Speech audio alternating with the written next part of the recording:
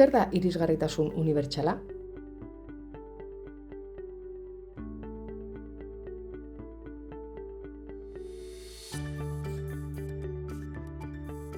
Irisgarritasun unibertsala eta pertsona guztientzako diseinua kontzeptuek, inguruneek, prozesuek, ondasunek, produktuek eta zerbitzuek, bai eta objektuek, tresnek eta gailuek ere bete behar duten baldintza adierazten du, pertsona guztiek ulertzeko eta erabiltzeko modukoak izan daitezen.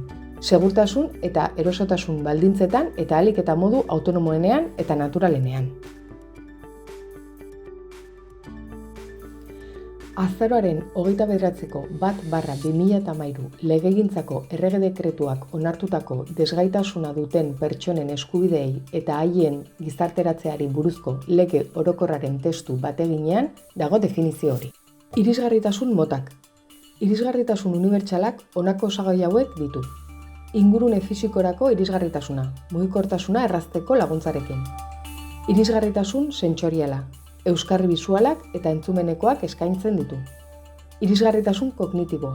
Pertsona guztiei erraz ulertzeko, komunikatzeko eta elkar eragiteko aukera ematen diena.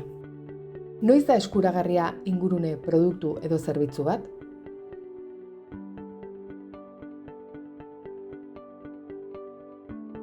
Ingurune produktu edo zerbitzu bat irisgarria da kontutan hartzen badu pertsona guztien aniztasuna, edozeinek erabili ahal izatea gainerakoen baldintza berberetan, erabilera erosoa, erraza eta intuitiboa izatea, eta segurtasunez erabili ahal izatea.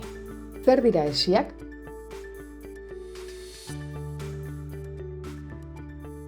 Oztopoek zaildu egiten dute pertsona guztiak mugitzea, parte hartzea eta edo produktu, zerbitzu edo ingurune desberdinak askatasunez erabiltzea.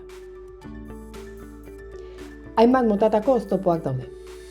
Mugitzeko gaitasuna mugatzen dutenak, komunikazio tresnak eskuratzea edo erabiltzea zailtzen dutenak, edo iristen zaizkigun mezuak ulertzea eragozten dutenak. Irisgarritasunik ez badago, zaila edo ezinezkoa izango da jarduera asko egitea edo zerbitzuak, produktuak edo inguruneak eskuratzea. Oztopoek bazterkeria eta bizi kalitatearen galera eragiten dute pertsona askorentzat. Irisgarritasuna hobetzen duten elementuak. Erakunde eta enpresetan irisgarritasuna lortzeko ondorengo aspektuak hartu behar dira kontuan. Lehenik eta behin sarbidea. Bertan kontutan hartu behar dira kokapena, erakusleihoak eta sarrera. Bestalde, barrualdea. Kasu honetan kontutan hartu behar dira zoladura, eraikineko espazioen arteko lotura eremuak eta altzariak. Hirugarren aspektua, informazioa eta komunikazioa. Arreta jarriz, barruko seinaletan eta komunikazio laguntzetan. Laugarren aspektua, larrialdi egoerak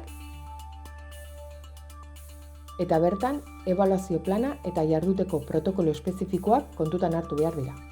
Eta azkenik, desgaitasuna duten pertsonentzako arreta. Azken gomendioak. Beti gogoratu behar da, irisgarritasuna eskubidea dela, kalitatezko elementua eta batzuetan legezko betebeharra.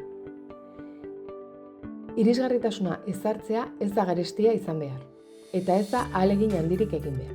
Irisgarritasunaren ezaugarri zehatzek pertsona bakoitzak behar duenari erantzuten diote.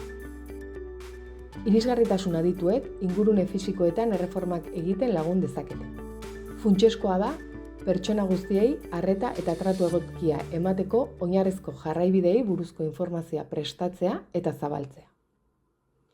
Irisgarritasuna ez da soilik desgaitasuna duten pertsonentzat. Pertsona guztiak ingurune eta zerbitzuetara errazago iristea errazten du.